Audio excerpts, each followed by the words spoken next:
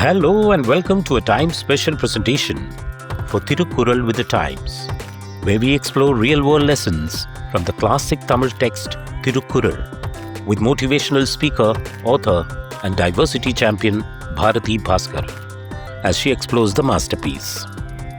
Thiruvalluvar was far ahead of his times when he delved into the complex relationship between money and dignity.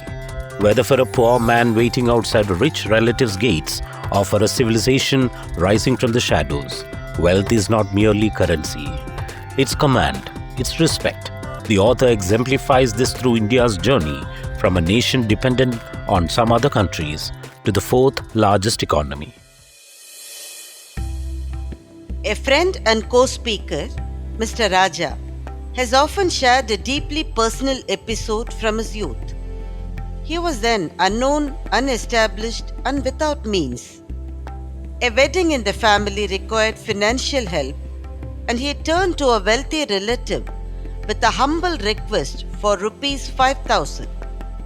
He was asked to wait outside the house, and so he waited from 11 in the morning till 5 in the evening, under the harsh sun, parched and hesitant to even step away for a sip of water, fearing he might miss the call.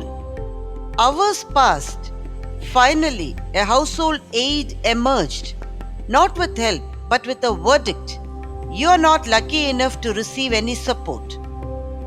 That day, Mr. Raja said, a truth struck him with greater force than the sun above. Respect comes only when there is money. This truth does not apply to individuals alone. It echoes in the fate of nations as well. What India has not seen in 300 years is finally beginning to unfold. After nearly 2 centuries of British rule and another 7 decades of developing struggles, India is poised to overtake Japan and become the world's 4th largest economy. According to IMF reports, India's nominal GDP is projected to reach $4.19 trillion by the end of this year, slightly ahead of Japan's $4.18 trillion. Even after India's growth forecast has modestly been reduced from 6.5% to 6.2%.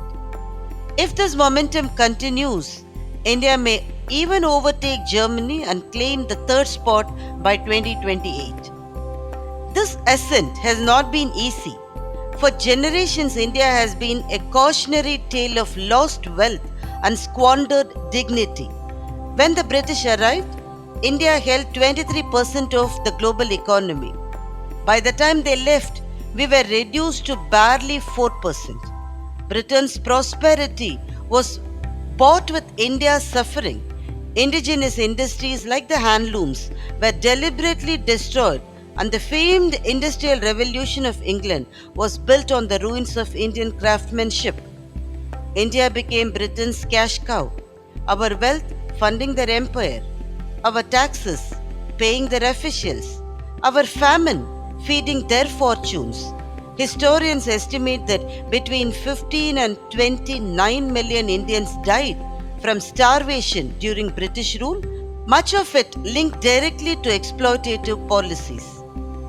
Even in the 1960s, we were still staggering under the weight of poverty.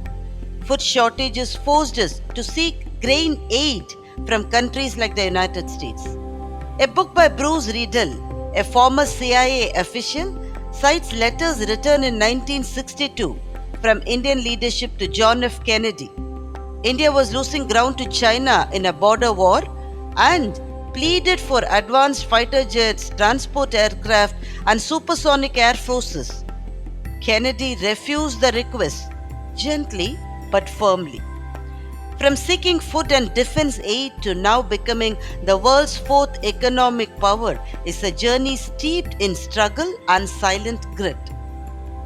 Economists may credit reforms and policies, but we must also recognize the quiet revolution of our people, especially the young. With a median age in the early 30s, India is wired to change. Societies like Japan, with a much older population, may take far longer to adopt technological and systemic shifts. UPI remains my favorite tale of transformation. Nearly 15 years ago, I attended a meeting with the creators of UPI, then a nascent idea under the Reserve Bank of India. They spoke of a future where every payment in India would happen via mobile phone. It felt like science fiction to me. Today, it's everyday life. Last year alone, India saw over 1 billion UPI transactions. On a street corner, Veni Akka, a 72-year-old idli vendor, refuses to extend credit when customers say they have no change. You can GPay, RuPay or PhonePay, but please pay, she says. She never went to school. Her 18-year-old granddaughter taught her how to accept digital payments. That is the India we are becoming. Yet, all is not golden. The per capita GDP of Japan is over $33,000, while India still hovers below $3,000. There is still a long way, but the journey so far has gained us our place. Whether for a solitary man waiting outside a gate or for a civilization rising from shadows, wealth is not merely currency, it is command, it is respect. Hence, the saint poet Thiruvalluvar did not limit his wisdom to the spiritual wealth but also material wealth. He gave the most prudent advice about earning wealth as below. Porulallavarai Porulagach Cheyyum Porullalladhu Illai Porul. There is nothing like wealth that bring the insignificant to prominence.